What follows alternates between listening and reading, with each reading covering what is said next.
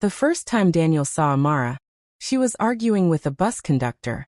Not loudly, not rudely, just firmly. The kind of firmness that came from someone tired of being cheated by life. Her braids were slightly rough, her slippers dusty, but her eyes carried something heavy, like someone who had cried in private and mastered the art of smiling in public. Daniel didn't know why he paid her fare. He was not that kind of man. Lagos had taught him to mind his business. But that day something moved him. "Thank you," she said when she realized what he had done. Her voice was soft, grateful, careful. That was how it started. Conversations became daily. Daily became constant. Constant became necessary. She told him she sold fabrics. He told her he worked with a construction firm. They shared street food, long evening walks, and quiet dreams about someday. For the first time in years, Daniel felt peace. For the first time in her life, Amara felt safe. Neither of them knew love had entered quietly, and betrayal was already watching. Love grew fast between them. Too fast. Daniel began to show up with groceries, paid her shop rent once, fixed her leaking roof. Amara would watch him sometimes with fear in her chest. No one had ever stayed. "Don't worry," he'd say, touching her cheek. "I'm not going anywhere." And she believed him. One night, under the dim glow of a streetlight, he said it. "I want to marry you." Amara's world stopped.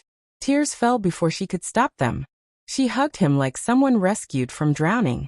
But that same night, Daniel received a call he didn't answer. The phone screen showed one name, Vanessa. But she owned his past. They had dated for 5 years, built dreams together, until Daniel lost his job back then. And Vanessa chose a richer man. She left without looking back. But now, her marriage had crashed. Her money had dried. And suddenly, Daniel's number mattered again. She started calling, texting, showing up near his office. "You were the one who truly loved me," she said, tears perfectly timed.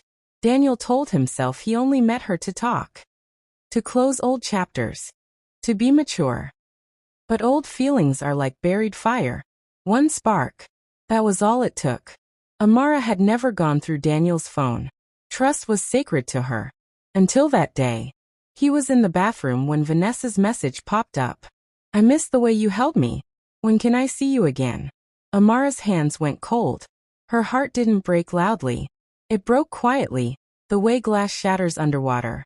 When Daniel came out, she didn't shout. She just asked, "Who is Vanessa?" Silence answered first. Then lies. Then half-truths. Then "it's not what you think." But betrayal has a smell.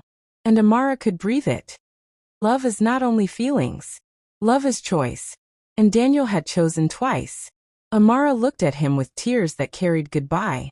"I prayed for a man who would stay," she said softly. "Not one I have to compete for." She walked away. Not because she stopped loving him, but because she finally loved herself more. Months later, Daniel would still pass that bus stop sometimes, hoping. But some doors don't close with noise. They close with silence. And never open again.